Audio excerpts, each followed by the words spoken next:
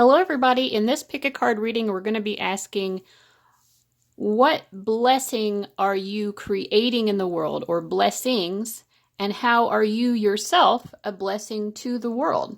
So we have 4 options here, numbered left to right. Hopefully you can see those options pretty clearly. So just go ahead and get into your intuition, whatever way works best for you. Use the timestamps in the description box below to go to whichever reading or readings you feel most drawn to, and I'll see you there.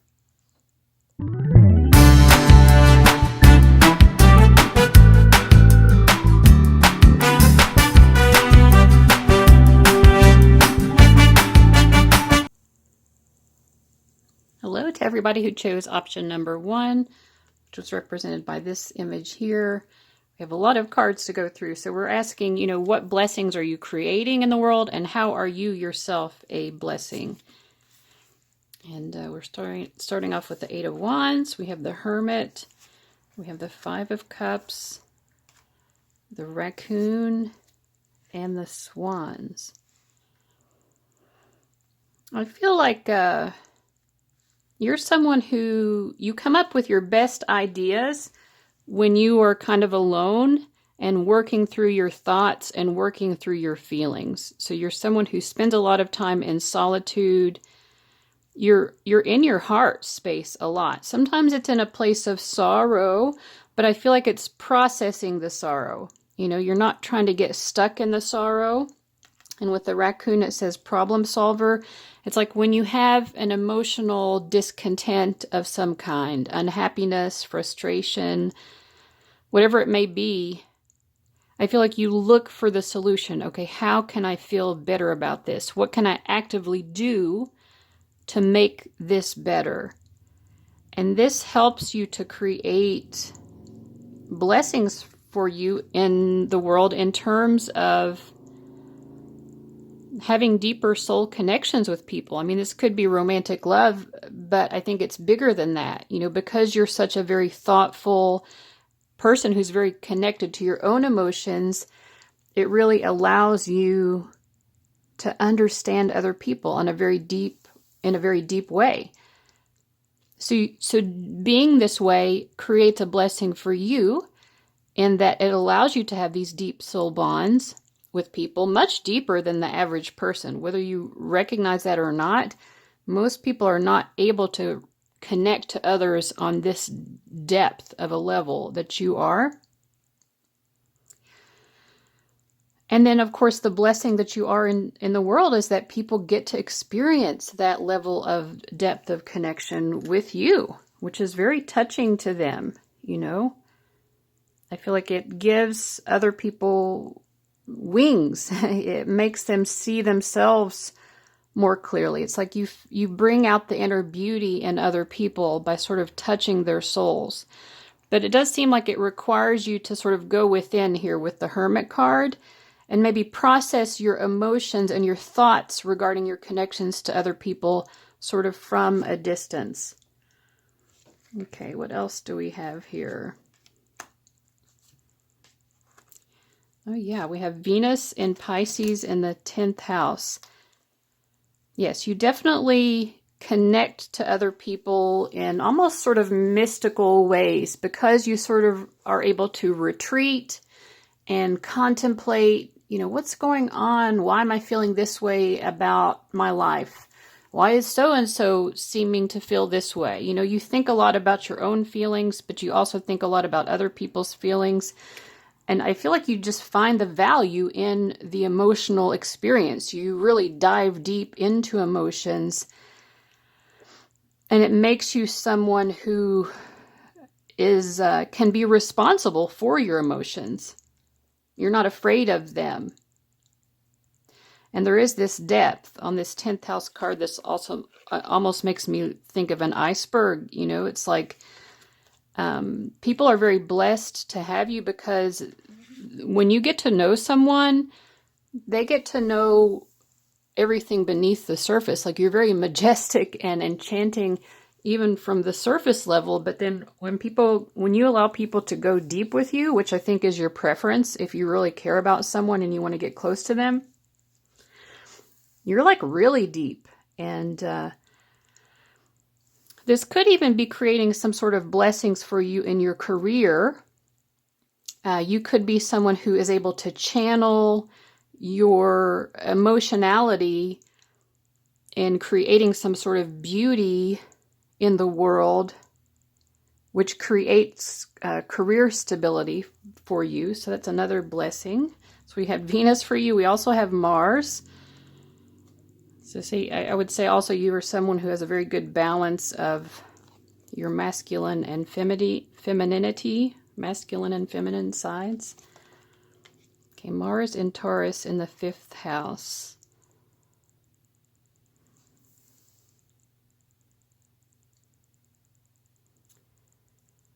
Yeah, I would say that you're probably a very creative person. I think that in terms of you being a blessing to the world, you make people, you guys are very creative or artistic in some way, because it seems like you're actively creating something that wasn't there before, something physical, something that is something material. And this gives people fun. It gives people pleasure. You're creating enjoyment for other people. Yes, your creations. Let me see here. Yeah, you have a very dramatic flair for creating things that are useful, but they could also be beautiful and useful at the same time. And people really find a lot of enjoyment in what you are creating. In order to do this, you're also always like confronting your own beliefs, your own values. And whatever it is you're doing in the world is driven first and foremost by your desire to fulfill your values. I think one of the things that you would value is maybe safety and security. I would say definitely you value financial security, but you're not afraid to be bold in order to create. The 5th house can be also like a house of gambling or taking risks, and Mars is very impulsive. So although you like things to be solid, safe, and secure financially, you're willing to kind of like be bold as well and take risks in creating something that actually does bring you back this security in the material world. And it gives that to other people, but also I feel like it just gives enjoyment to other people. We also have Saturn return age. Let's see what else we get here.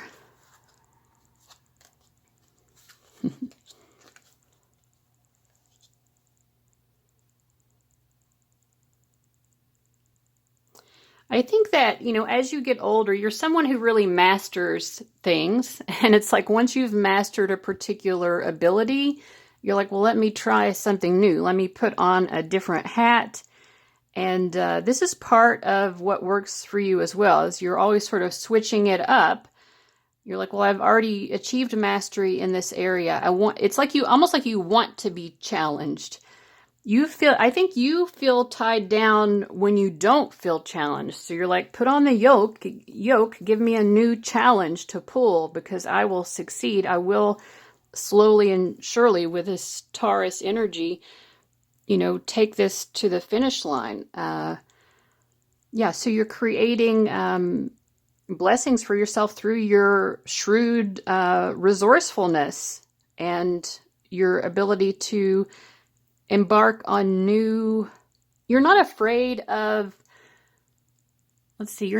challenges, basically, and you'll try new things and really challenge yourself and succeed.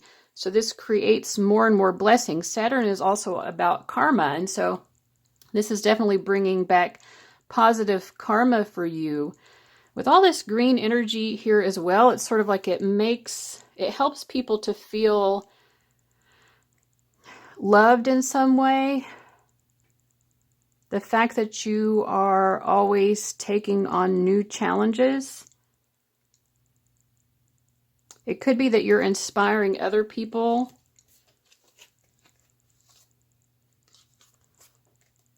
Yeah, it's like you love the proverbial winters of life. You know, you like the challenges. You don't like things to always be easy.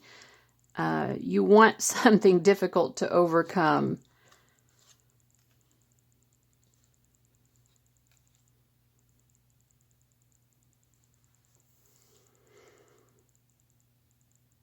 Yeah, it's almost like you crave hardship. You could be a little bit addicted to hardship, actually.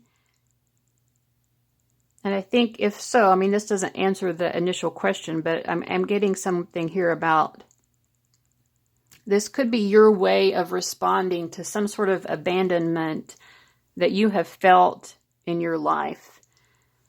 You have felt abandoned, and maybe you had to develop this sort of stoic approach to life of just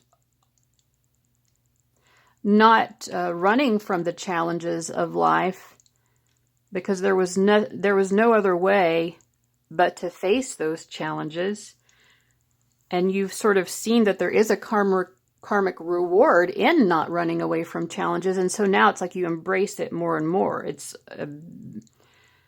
You might not even know how not to just live a life that is constantly one of challenge. Let's see what else we've got here.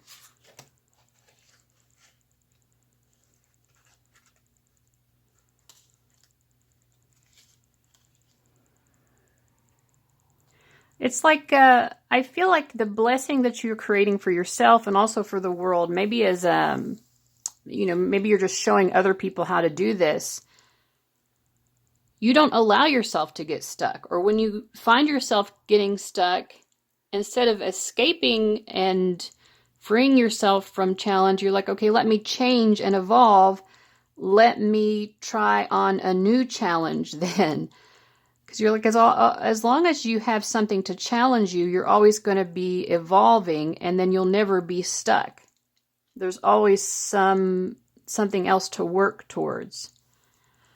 I thought I had a card here from the Steampunk Tarot deck. Maybe I forgot to put one in yours, but I meant to.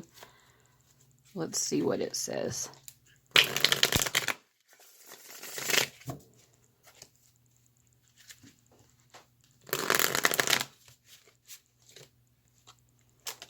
Okay, we have the Queen of Cups. This is a good message. I was actually just reading this one the other day. The book for this deck has really good. Sometimes you get a tarot deck that has a really good book with it. This is one of those. This is the Steampunk Tarot for anybody who's interested. Okay, this is a gift. It comes with a price. Yeah, maybe that's sort of like the love that you exude. You have this, you're like, listen, I'm a gift to the world, but it comes with a price. You know, what I've created, what I've gained for myself, it came with a price as well. And if you want my love, which you have a lot of with all of this beautiful green heart chakra energy, you're like, it comes with a price though. You know, you gotta step it up and be deserving of all of this beautiful love. Okay, core meaning, someone who supports and nurtures emotions, relationships, and artistic endeavors. I mean, that's pretty much exactly what we were saying at the beginning of the reading. The Queen of Cups freely offers her advice. Whether you seek love or to create art, sacrifice is required. Wow, this card is really summing up the whole reading now. To get to the hearts and flowers, the diamonds and dancing, the painting and poetry, you must journey first through the darker shadows of the heart.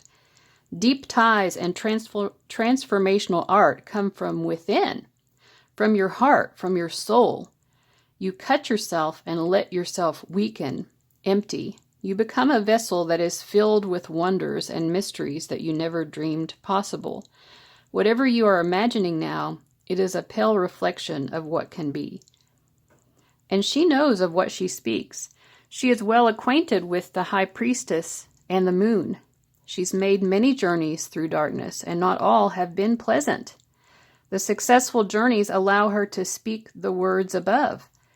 The less than pleasant journeys shaped her compassion and empathy.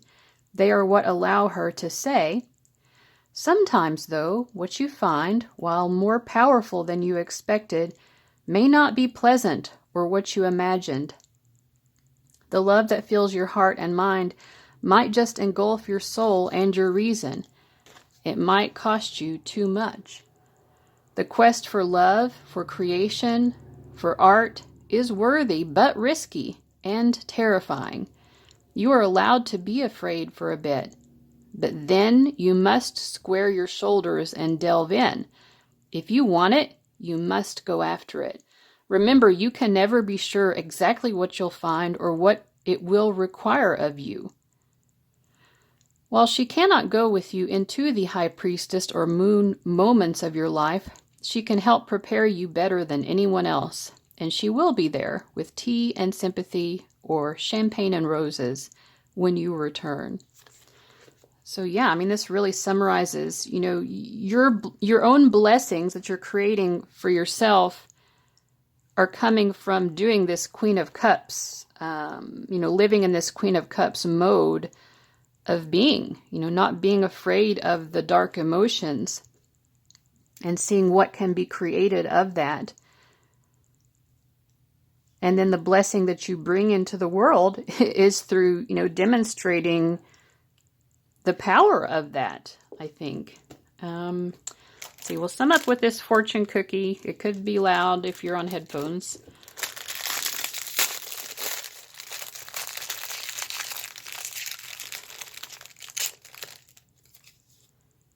We are what we think. And you think in a different way. So you're creating blessings that are different from everybody else. And I feel like they're different, but also like very well received. So that's pretty much it, everyone who chose option number 1. I really hope you enjoyed that. Thank you so much for watching, and I'll see you later. Bye-bye.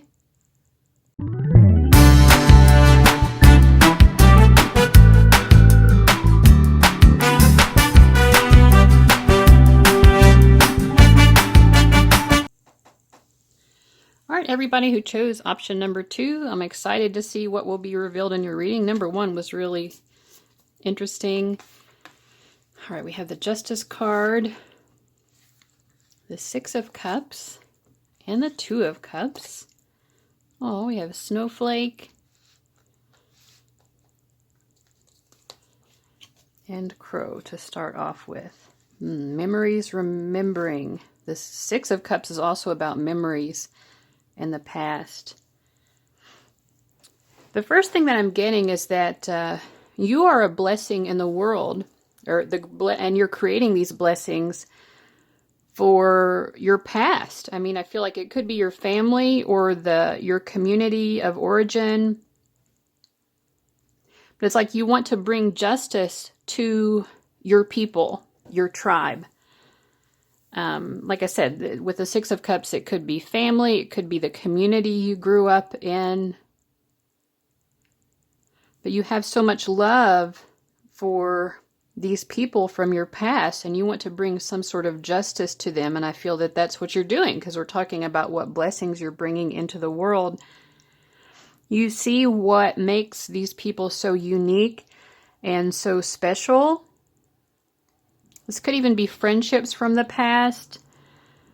But I feel like you always remember these people. And whatever you do, you don't forget. You don't forget the people who made you who you are. And you feel like it's your obligation to sort of do right by these people. And then we have Mercury in Virgo in the 9th house.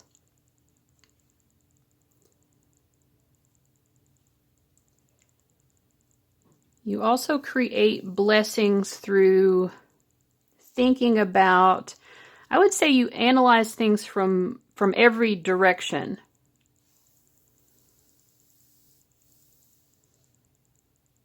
You don't just look at your own viewpoint about things, but you kind of like to have that expanded awareness.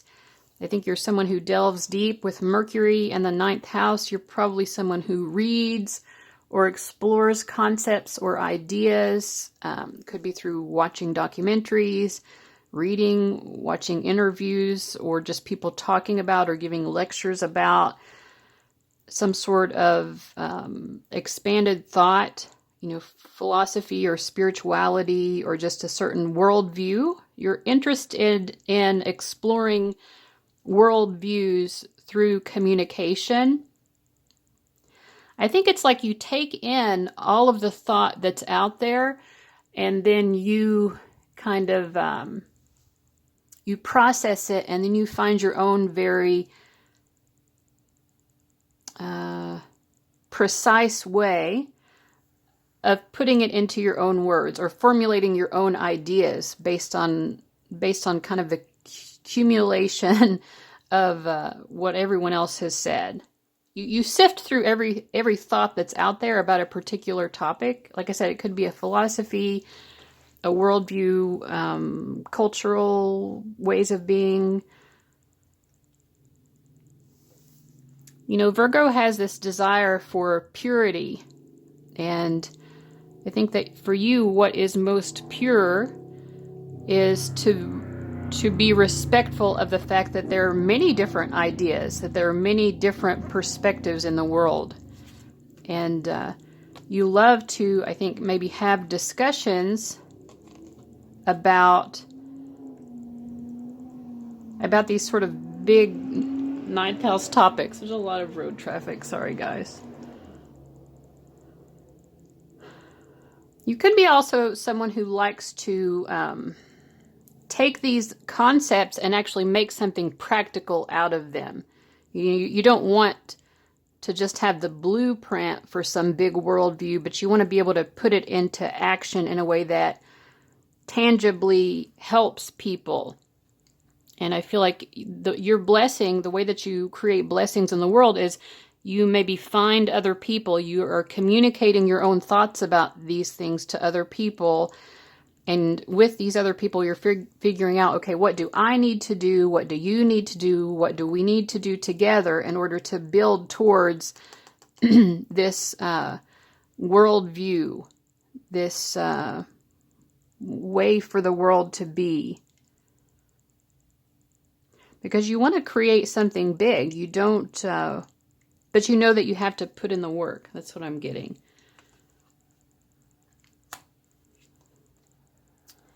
Okay, we have Neptune in Cancer in the 8th house.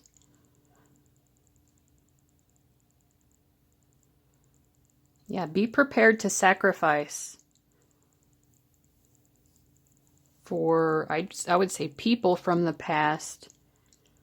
When it comes to resources, we saw in the beginning, you want to bring justice to your people, and that could be in the form of resources or power.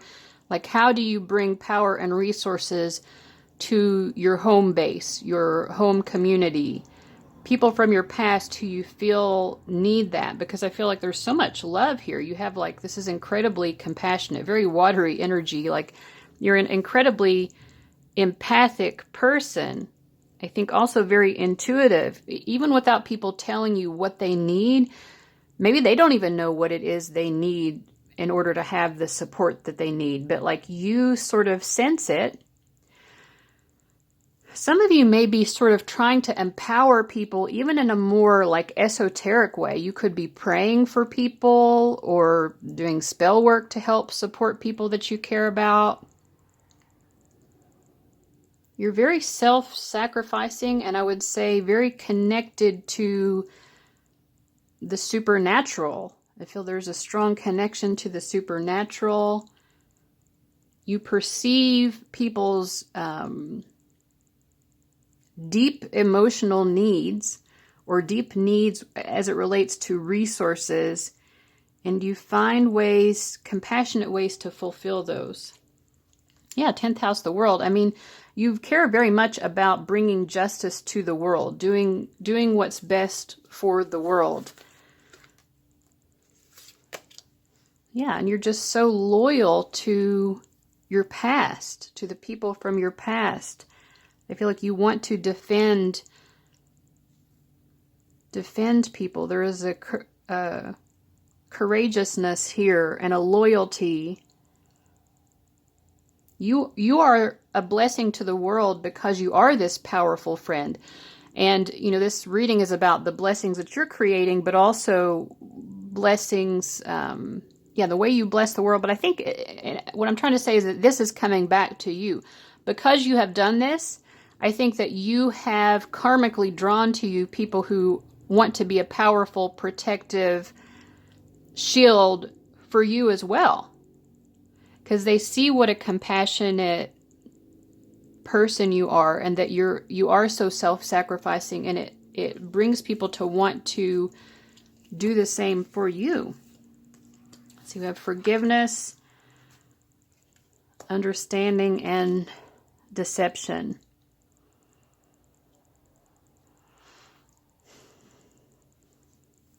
I think that, again, with your compassion, you're creating blessings through the world through understanding people's faults. You know, maybe people have deceived you, and you're saying, well, I understand that. You're just human. I can forgive you. I can see maybe, or it may or may not even be deception. Maybe it's something else, but like people have wronged you in some way, but I feel like you're still able to sort of see past it and understand the roots of why someone behaved in this way. And although I personally haven't read it, because when I've tried to read the Course in Miracles, it's like a little too lofty for me. Like I can't wrap my head around it. But I do know, like, one of the core concepts of the Course in Miracles is that forgiveness brings about miracles in the world. And so it's like, because you are so incredibly forgiving and understanding, and you can kind of see past the pain that other people have caused and kind of understand like why someone came to be the way that they are, or to behave in the way that they have, as hurtful as it may have been, because you have this tremendous capacity to forgive, it is creating a blessing of actual miracles. You know, you're helping to bring miracles into people's lives. Maybe some of these people that you've forgiven, through your forgiveness and your understanding and compassion towards them, you could have brought miracles into their lives. But also, I think that you're bringing miracles, of course, into your own life. And I think also for some of you, it could be that you are also receiving this forgiveness and understanding. People are able to find this forgiveness and understanding for you. You know, if you have hurt them in some way, this is a blessing that is coming back to you as well. Okay, finally, we have perfectionism, contest, and generosity. Oh my goodness. It's like, okay, going back to that Virgo energy, like you want to, it's like a contest to you to see who can be most generous and most kind, most maybe philanthropic, or just compassionate. This is funny. You know, I mean, a part of you knows like there is no such thing as being the most perfect, kind person. And you know that it isn't really a contest, but it's like you're like, well, this is a worthy thing to try to achieve, you know, to be the best, kindest, most generous person. And you're like, I can afford to do it. I can afford to be generous with my time and attention. You know, I can afford to care about people. This is your attitude. Let me see, look at the art here on these and see if there's anything else that's coming through.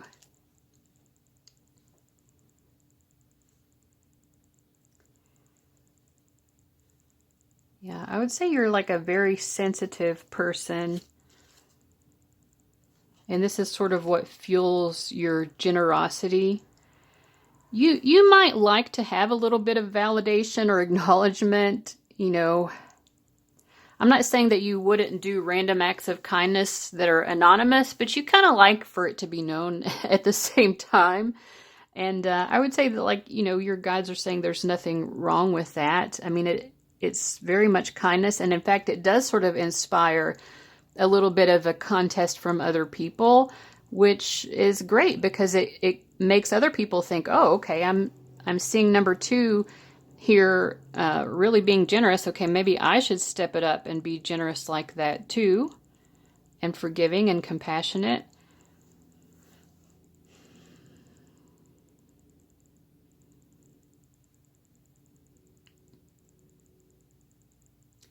Yeah, I do see that whatever it is that you're doing, whatever generosity that you're giving, and it could be just generosity of heart, of resources, of fulfilling people's emotional needs. It could be even generosity of, just praying for people. It's like it's creating such a greater foundation for stability for other people than you even recognize. And your guides really want you to know that.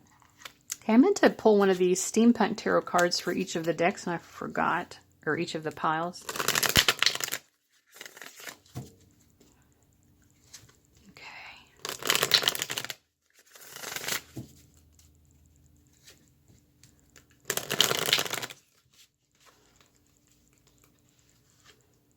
See which one is it. Ooh, the Ace of Swords. Now this is this particular deck has a really great book that goes along with it, and I love I love tarot decks just in general, but I feel like a lot of them don't really have, the books themselves don't necessarily have a lot to add to the meanings, but I like this book. It does have a lot to add. So I'm just going to read this to you here. The Ace of Swords, as the great bard said, there is nothing either good nor bad, but thinking makes it so. An opportunity for a new way of thinking. Yeah, so this is like, going back to the beginning of the reading, you understand that there are many perspectives in the world, for one thing, and so you find the value in being willing to hear out everybody's perspective, everybody's worldview, before you come up with your own idea about what you feel is right. But it's like even so, you still maintain this respect for other people's points of view. And also, nothing is either good nor bad, but thinking makes it so. So I feel like that sort of way of looking at things helps you to have that forgiving nature. All right, the Suit of Swords is always dramatic. Flip through these cards and you will see images depicting problems, and sometimes their solutions, philosophies, ethical dilemmas, and the power of the stories we tell ourselves. Symbolically, these cards deal with two human functions, thinking and communicating.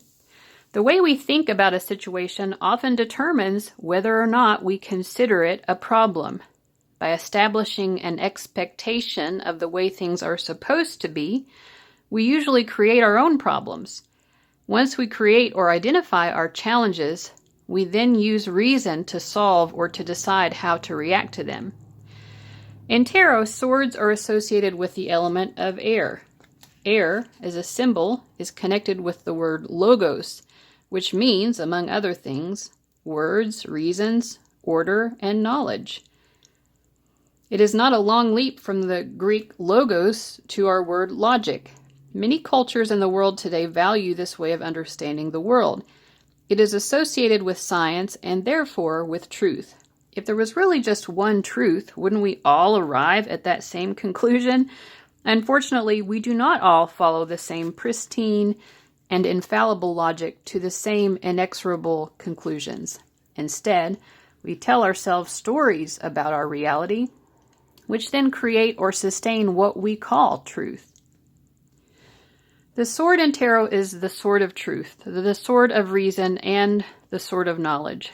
It cuts through the Gordian knots of our lives, allowing us to make decisions with confidence. Simply by saying the right things, we can console or heal another.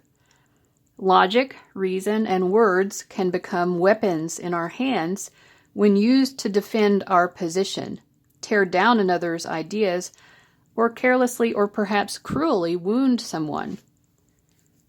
The swords in tarot are clearly of the double-edged variety. The Ace of Swords here is a finely wrought piece. That is something to keep in mind with all the swords. They are made. Language, truth, and even logic are human creations. Everything that we are and ever have been as individuals, cultures, and humans comes together to create a noosphere. I don't know what that means. And how we think about the world and our place in it. In this image, complex devices and machines work together to create a deceptively simple yet beautiful sword. If you receive the Ace of Swords, you have a wonderful opportunity to realize a truth that has been eluding you, to discover a solution to a problem, or to gain much needed understanding about something. The truth, it is said, will set you free. This is a gift. Like all the best swords, this one is indeed double-edged.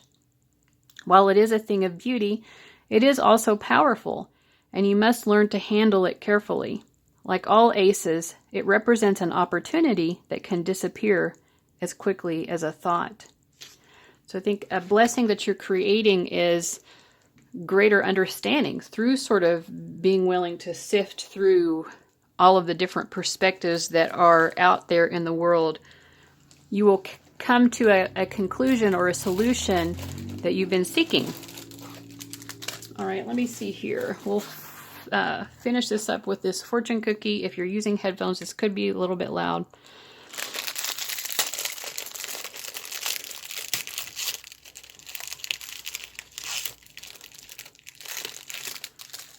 Okay. Make every day your best. You will improve yourself greatly. So yeah, it goes back to that perfectionism. You know, if you are a perfectionist, and we had that Virgo energy, whether you're a Virgo or not, it is telling me, and we had the perfection card somewhere in here. But, let's see, I think it was this. Nope. Yeah, perfectionism.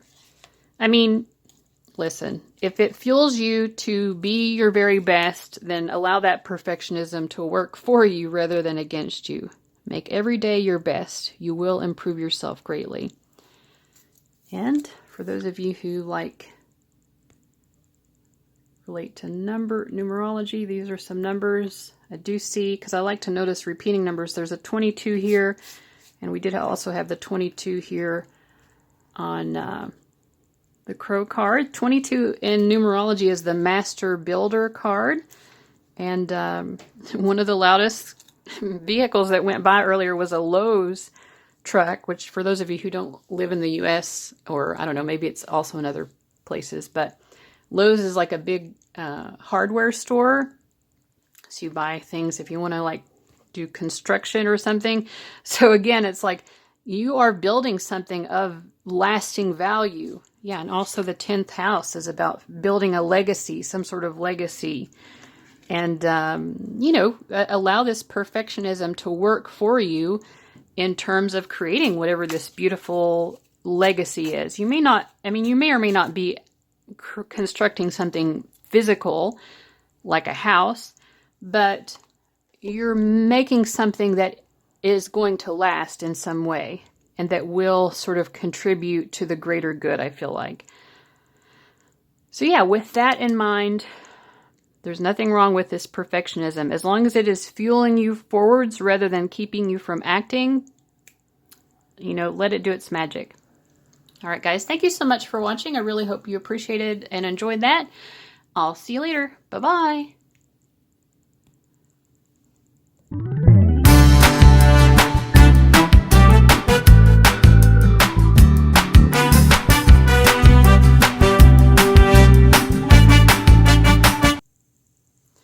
Hello to all of my number 3 people. Let's go ahead and see. The first 2 readings have been really interesting so far, so I'm looking forward to seeing what the cards have in store for you. So what blessings are you creating? And yeah, let's see here. So we have the Star, the Queen of Pentacles, and the 8 of Swords. We have the Beaver and the Child.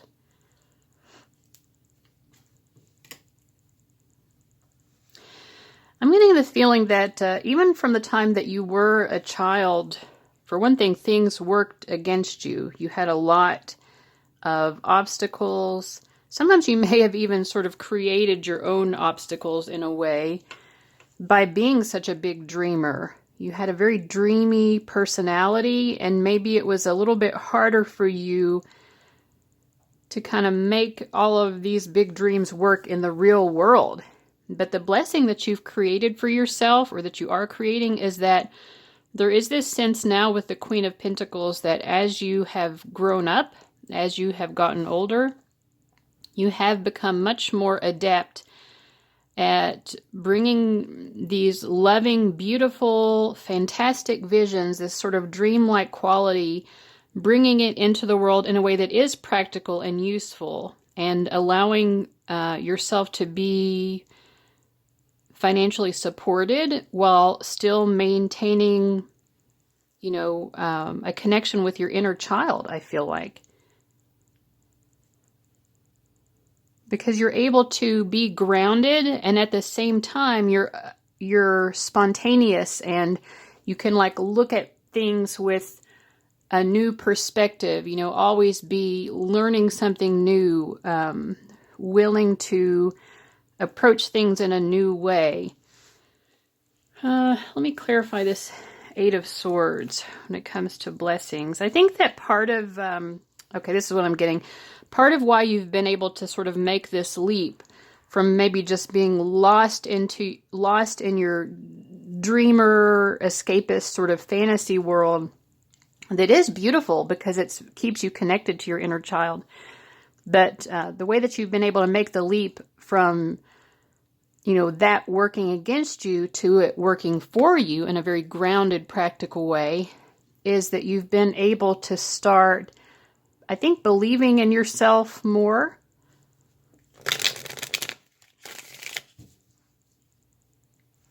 You stopped viewing it as a negative. I think that's part of it. You started having greater acceptance of well, this is just the way that I am. The world might tell me you have to grow up. You have to act like an adult and be serious and responsible and, only look at the practical realities and clock in and clock out and this and that and the other. And you're like, yeah, but that just doesn't feel right to me. And so, yeah, I think part of it is just accepting yourself for who you are. I am a dreamer, I am still connected with my inner child, and that's a positive thing. Yeah, you let go of those worries. I think this may have caused you anxiety for a time because the world was probably really telling you to grow up and be different from who you were, or you felt that was the messaging you were getting from the world. It's be responsible, be a real adult, And I feel like you've learned how to adult, but you've learned how to do that without losing touch with, being a star child, being a dreamer. Yeah, you figured out how to plant the seeds of this sort of inner world of imagination and allow those seeds to grow into something of practical use. That's what I'm feeling. Let me see what else we're getting here. All right, so what kind of blessings are you creating, and what sort of blessing are you to the world? Let's see here. So we have Pluto in Libra in the first house. Yeah, you're being true to yourself, for one thing. It's you're understanding not everyone is the way that I am. And maybe sometimes I need to find friends or partners or other people who have more of the grounded practical side of it that I lack, so that I can sort of really bring out the power of this more imaginative, innocent, spontaneous, carefree way, because you enjoy being this carefree person, but and that is true to who you are, and you want to be true to who you are. You want other people to be able to see this truth and authenticity of who you really are.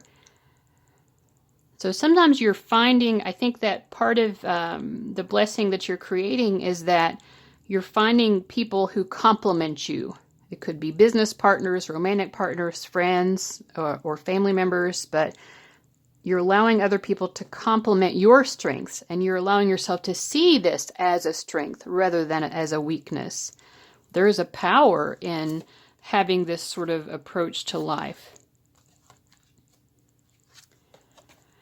And instead of comparing yourself to other people and saying, well, I should be more serious, I should be more practical. Maybe you've learned how to be a little bit more practical in ways because you've learned from other people's ways, But at the same time, you're like, you know what? We can cooperate. I can be the way that I am. Other people can be the way that they are. There doesn't have to be a power struggle simply for me to own my true identity and to go after things in the way that feels most right for me. I can be living my best life from my unique approach and my unique personality. And that doesn't take away from someone else's ability to be creating their best life.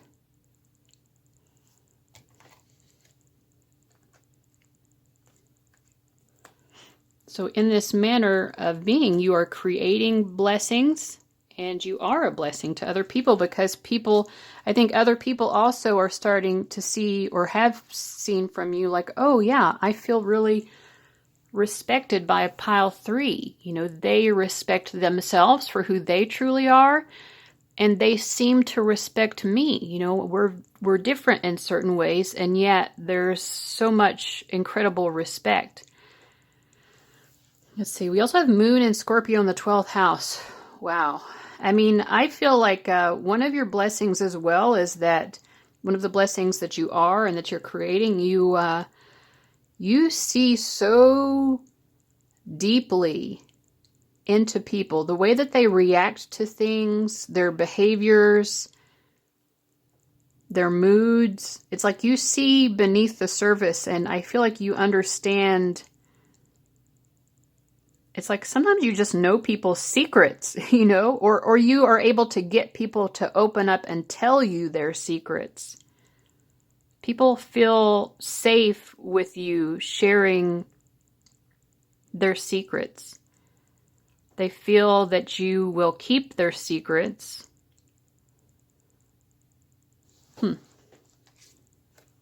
This also definitely gives you a certain power in your relationships, because people are willing to really open up and share a lot with you. Sometimes you may even have secret relationships.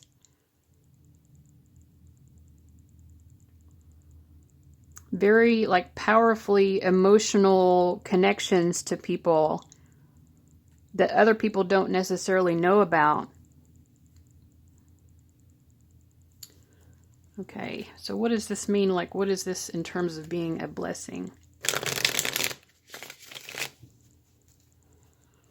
I think, for one thing, you're able to show your feelings to people in a very controlled manner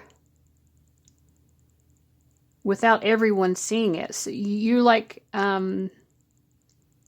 it's like if you need to get something off your chest emotionally, there are people who you can share it with.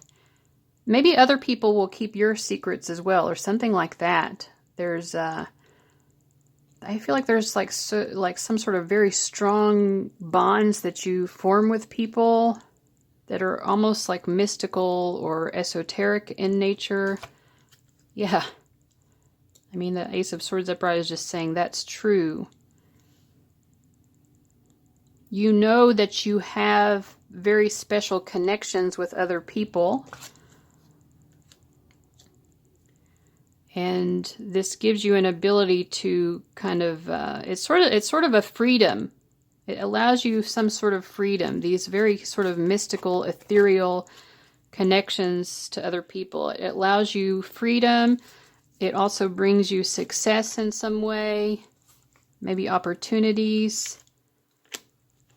I feel like it really builds your self-worth somehow. I don't know if this is making sense or not, because it's like you are this kind of childlike, imaginative person, but you also are very logical. And so it's like with all of this, Moon and Scorpio in the 12th house,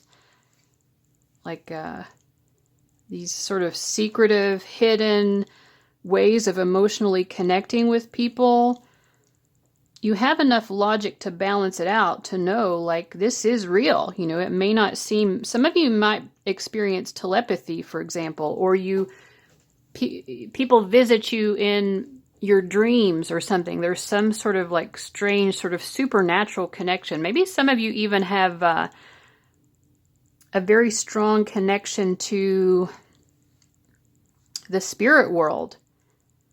And it's like, you're like, I know that I'm a very imaginative person, but at the same time, like I'm strong enough in my logic that I know this is a real experience. So you're trusting this, being able to trust something that seems so otherworldly or inexplicable is like giving you some sort of tremendous success in life. And also it's helping to bring you a lot of self-worth, I think. And also, again, that stability with the Nine of Pentacles and earlier the Queen of Pentacles.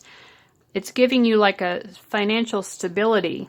So maybe you're able to make money off of your imagination and or your connection to like the spirit realms, or just spiritual or like supernatural experiences. Sometimes you do doubt yourself because of your logic. You're like, is this real? You know, like, am I really experiencing telepathy with this person? But it's like, I feel like you try to keep yourself open to the possibility of like, yeah, I think this could actually very, very much be happening. And if this is true, what wisdom is there to be gained from it? Yeah, it's like you have a very open mind to these supernatural experiences. Yeah, the moon again. And it's like it gives you sort of some level of emotional depth where you kind of know things. I would say that you're definitely very psychic with the moon coming up here twice. And all this, also this Scorpio energy, and we had Pluto. It's like you just kind of know things. You have the power of knowing things. I would say that you are definitely clairsentient, but probably have, many psychic gifts. The Queen of Wands often is someone who has the gift of divination as well. But it's sort of like, although these things, to some people who are completely in their logical minds, some of these experiences that you're having might seem a little bit unhinged. To you, it is a very fixed, stabilizing force for you. Because you are pairing it with logic. And so it's like, I feel like there's a very good balance with you guys of the right brain and the left brain. And of course, in between the right and the left brain is the pineal gland, which is the way that we connect most through the crown chakra in these supernatural sort of ways. It is bringing you the world in some sense.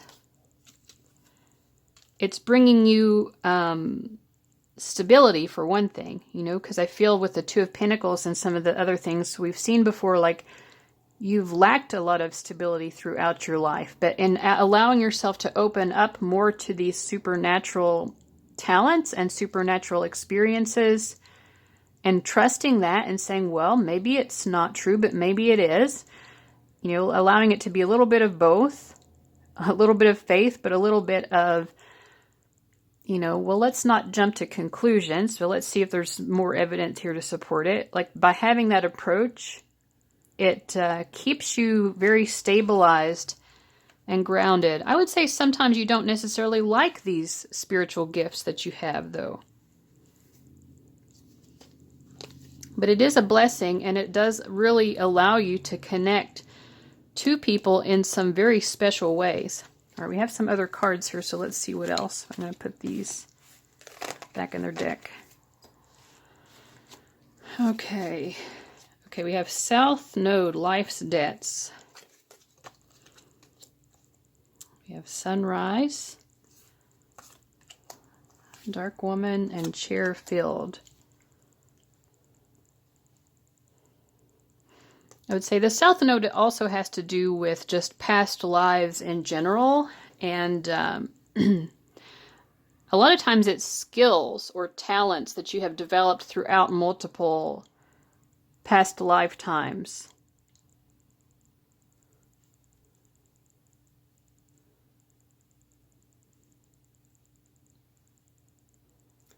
So one of the a blessing that you're creating is, I feel like you're really utilizing past lifetime talents. Maybe you're even understanding your past lifetimes more and even resolving some of the karma from past lifetimes now, and that's bringing you a lot of blessings. I feel like you're not just so focused on the past. With this sunrise, you're always looking to the future as well. I think you're realizing, you know, my soul is on a journey. I have been journeying throughout many lifetimes, and my past lifetimes have an importance to me, but they don't hold me back, or you're not allowing the past just in general to hold you back from, you know, appreciating each new sunrise, each new day, what is brought in that's new in your life as well. You're open to newness, I think, in general.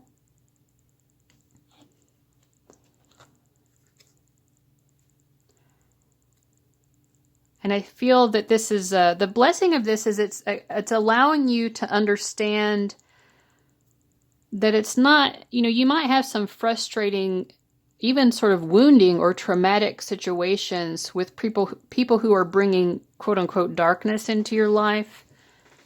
And I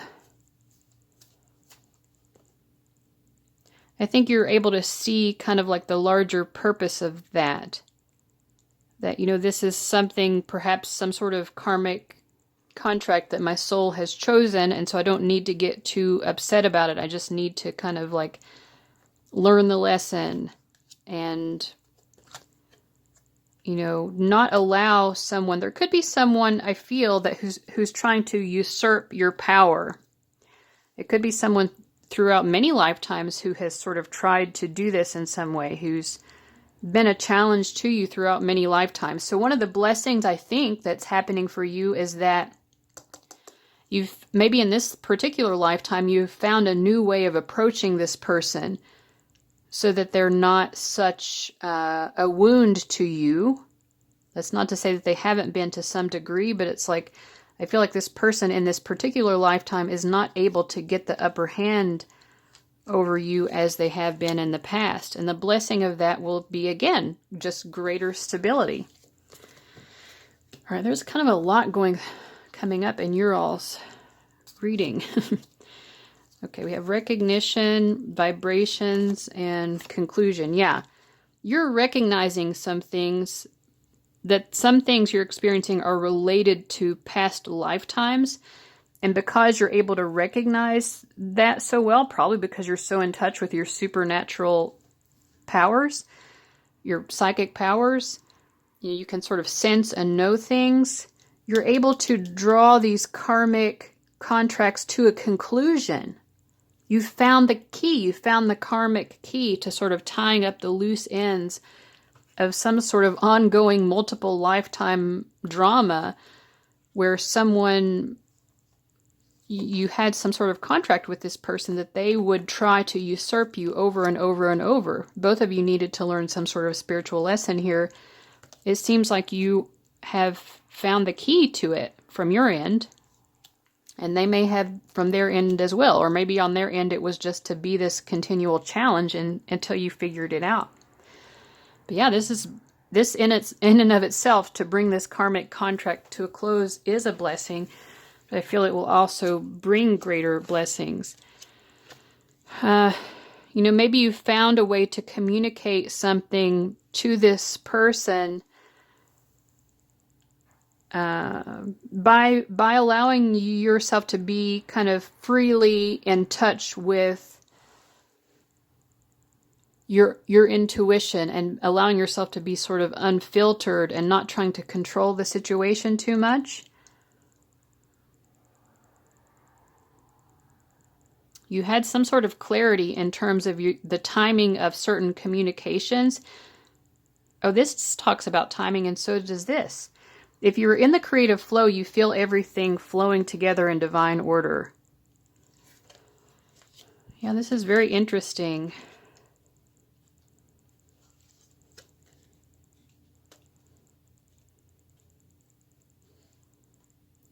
you've really taken responsibility for some sort of major reoccurring karmic contract with someone.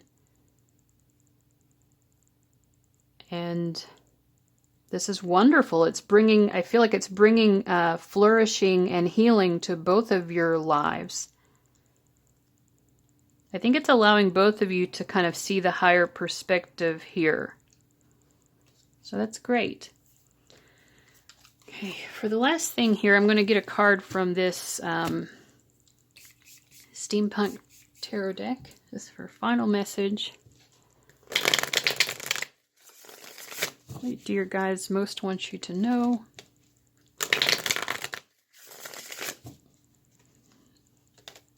Nine of Swords. Yeah, there's some sort of like major headache that you've been experiencing. We had Nine of Swords and the Nine of Wands. These are both like you've really been through it with some particular person who's brought a lot of drama into your life. Let's see what the book says.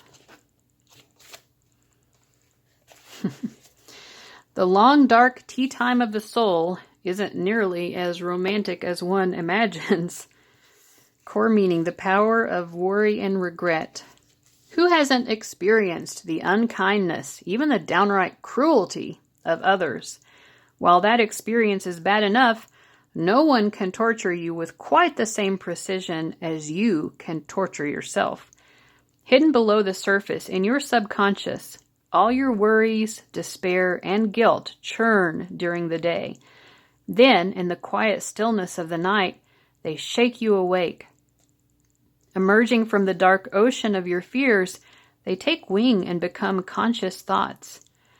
These strange birds, these bizarre and frightening creations of your mind, flit about, pecking and poking at you. Each entry wound gets deeper, and the birds either grow huge or multiply. And there you are, alone in the dark with a flock of custom-designed monsters. It says this, I don't know if you can see the image, but the nine swords are like these little bird-type bat-like things. Okay. Okay. At its best, the suit of swords represents logic, rational thought, understanding, and truth. Thoughts, though, are not always rational. Truth is not absolute, but rather can be created. We know that if someone hears something often enough, they come to accept it as true. On a Nine of Swords night, we can literally convince ourselves of anything. Why is it always something horrible? If the Nine of Swords threatens your sleep, remember that this experience is entirely your own doing. The good news is that you can stop it. This knowledge is also somewhat maddening because there is no easy answer for ending this vicious cycle. Often a flurry of irrational thoughts can be subdued by applying logic. Separate the birds, looking at just one at a time. If something can be done about any particular bird, resolve to do it at the first possible opportunity. If there is nothing that can be done, practice releasing such thoughts, or you can continue holding your flock. All right, let's sum it up here with a fortune cookie message.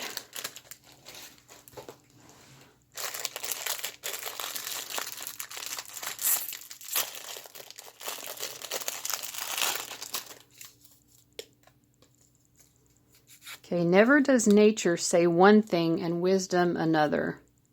So it could be time to sort of look for wisdom in nature.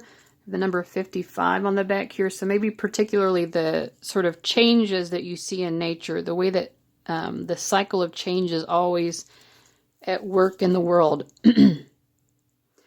Never does nature say one thing and wisdom another. So look for some sort of wisdom in the natural world, and you will find it.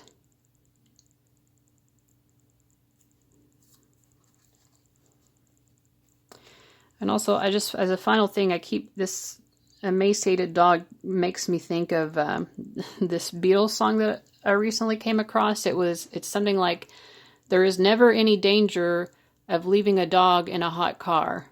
which is obviously they're being sarcastic, because there is definitely a danger of that. And so, yeah, again, like understanding the forces of nature can be cruel. So don't underestimate, how cruel the world can be. Have enough wisdom to intervene when you know that something horrible could happen in the world, I think. All right, guys, I hope that was helpful in some way. Thank you so much for watching, and I'll see you later. Bye-bye.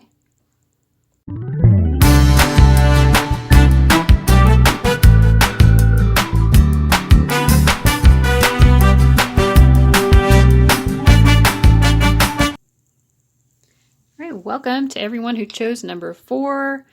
So let's see, what blessings are you creating, and or why are you, or how are you a blessing to the world? You have 6 of Swords and the Page of Swords and the 7 of Wands. Let's see, Clover and Lion. I'm getting the message like you are able to sort of keep your calm or keep your cool even in difficult situations. You're sort of like able to maintain your zen. It could be you look for the optimism in things, even when things are difficult. You're like, okay, well, this is a difficult situation, but it is giving me an opportunity to learn something. It's giving me some sort of opportunity for self-growth, personal growth. It's not that you don't get sad, but I feel like you're viewing life as a journey, and you can appreciate the sadness and allow it to exist, but also see that it could be sad or unfortunate events in your life could be there's a lot of road traffic noise, sorry guys, could be sort of helping light bulbs to go off over your head, or you're looking for those light bulbs. You're looking for basically, what is the reason? What is the purpose? What's the positive even in the negative?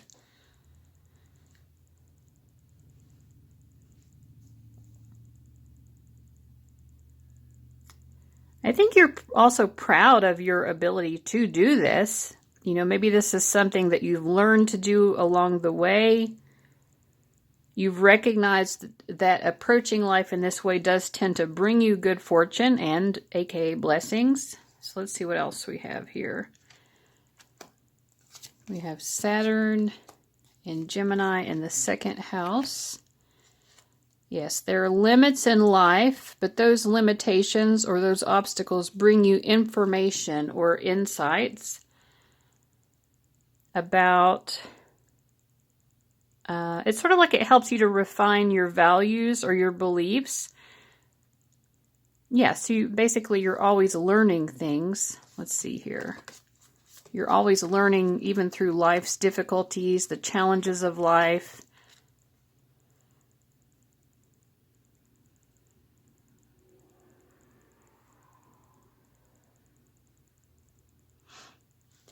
I think you understand that some people might judge you for this. Like, why do you always want to be happy? Why do you always want to be optimistic? You recognize that some people are going to say, well, this is unrealistic, or even like people might claim that you're embracing like toxic positivity or something. And I think that you are aware of that. It says, be concerned about what is believed about what you want. You want mastery over your life. You want a life that you're proud of.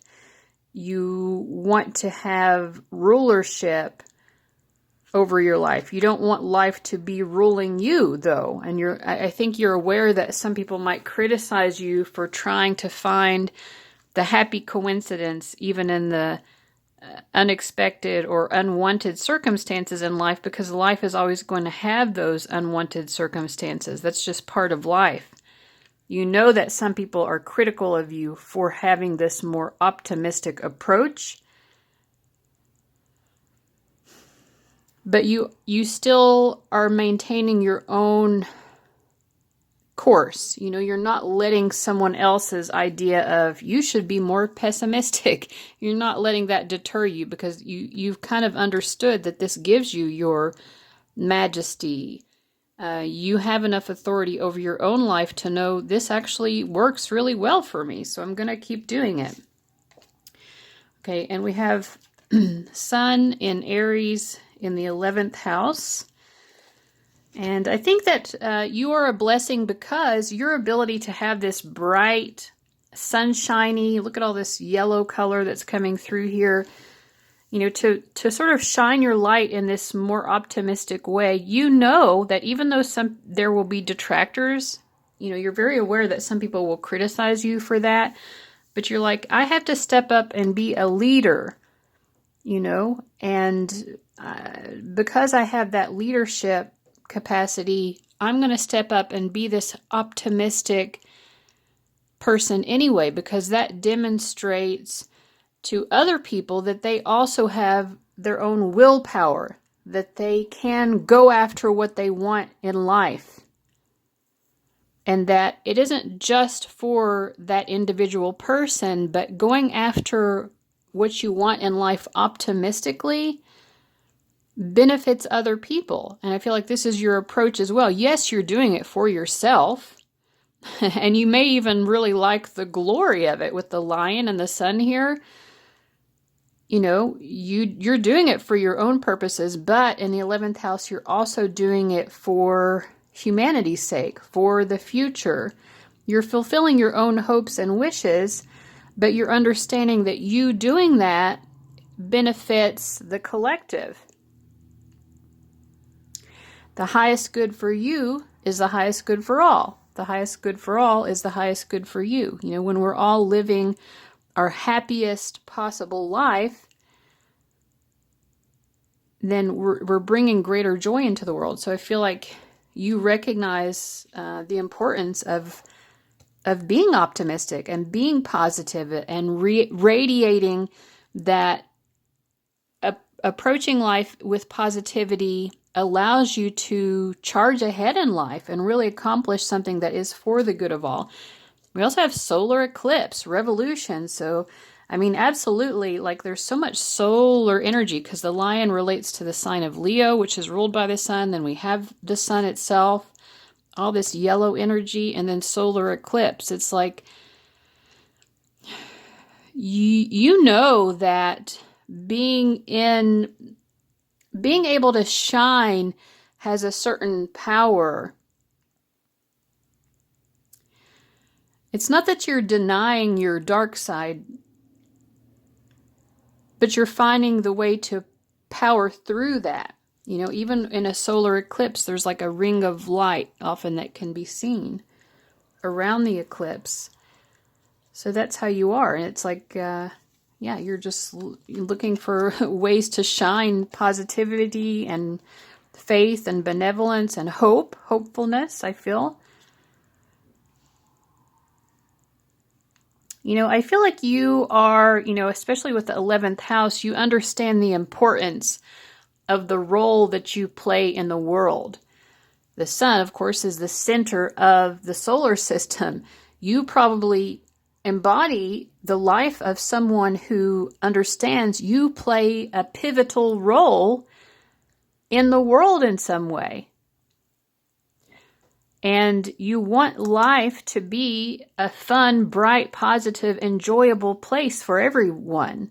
You know, you're doing this not just for your own glory, although there might be some aspect of that, but you're also doing it because you have this sense of friendliness towards other people where you want everyone to be noticing, you know, you want people to see the work that you're doing because you feel that the work you're doing has value. You do want to be noticed. But you understand that it's sort of like that comes with responsibility as well. It can't just be about the ego. It can't just be about being noticed. But if you are being noticed or seen in some huge way, it has to have some sort of meaning beyond yourself and bringing joy to other people. So I feel like You know that people are observing you, maybe sometimes even more than you see. I mean, you're aware of it, but you know that it goes beyond what you see. There are lots of people out there noticing you with all of this solar energy. Yeah, here's the sun again. And I feel like you know that it makes a real impactful, you being seen by other people makes a difference in the world. And so your choices in life and your choice to remain positive and to try to find the good in everything affects the world in very substantive material ways. You have a profound impact even on sort of like the foundation of the way that things are. I kind of feel like with material world and the 11th house, for humanity's sake, it's like you feel that you could, in fact, change the actual world. And you feel that this is your work, that you have something profound to give to the world that will change it in a very obvious way. It's like you know that the world needs to take a new direction, and you feel that it is your place because you are capable of being this sort of leader. You have the insights. It's like you have the courage. You have the ability to be seen and recognized, but you also have insights. You have awarenesses that you can share with the world. You can shed light on things that will allow the world to maybe come back to a better way of being.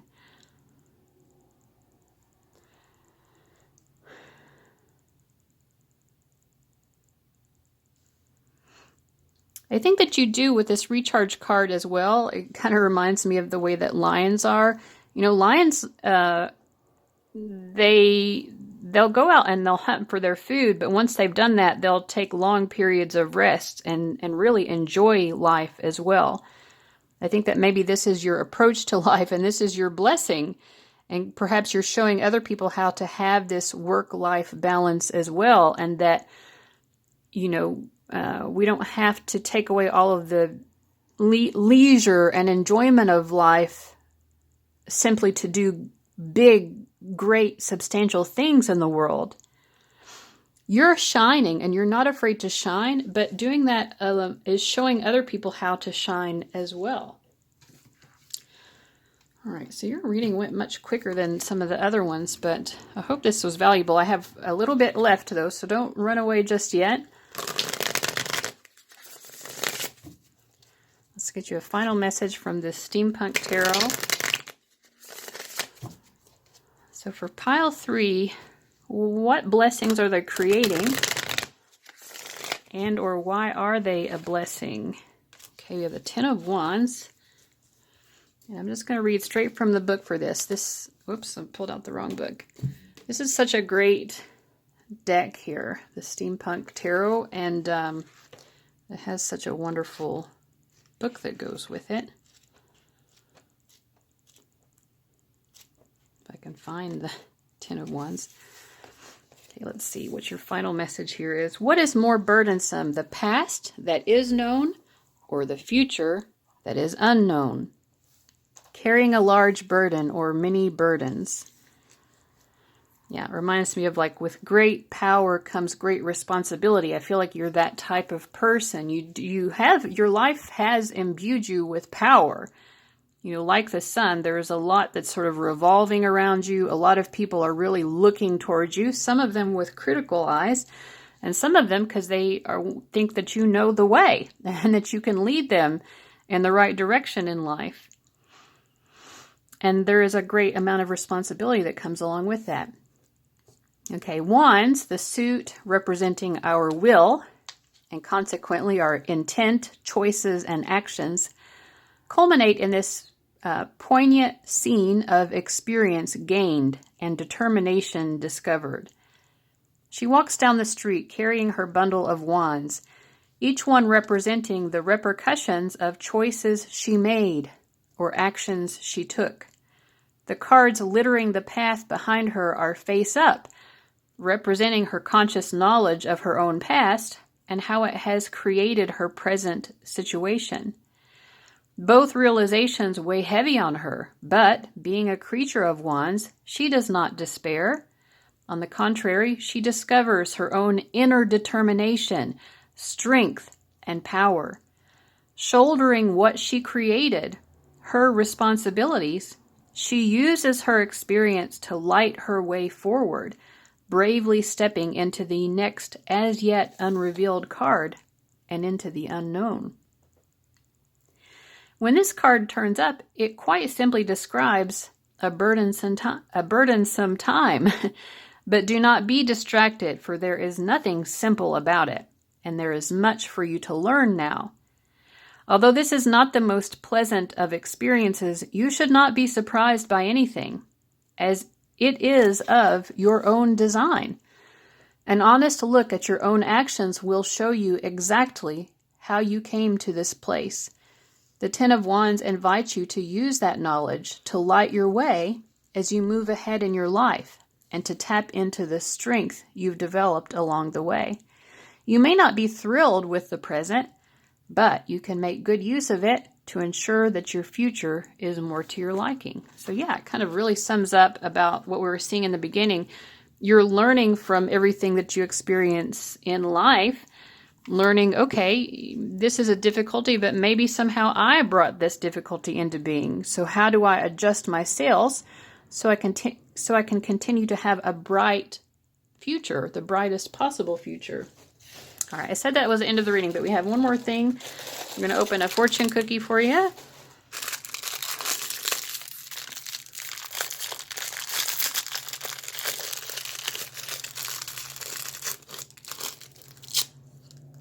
Okay. It is a good thing that life is not as serious as it seems to the waiter.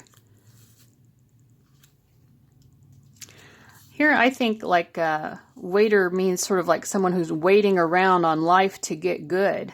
When someone is just waiting for life to be good, life does seem very serious, and it's so difficult to enjoy life.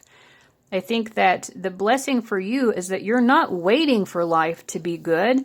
You have enough insight to know that you're capable of bringing about good things in your life. Even when things start to get dim, you can recharge your life with light, with positivity and optimism. So life doesn't have to be so dire. You don't have to wait on life. You're showing up for life. You're creating the life of your dreams. And I think that this is a blessing for you, and you're obviously doing this for people beyond yourself because you care about other people. That's part of why you have this drive to live life in this way. All right, so I hope that was helpful, guys. Thank you so much for watching, and I'll see you later. Bye-bye.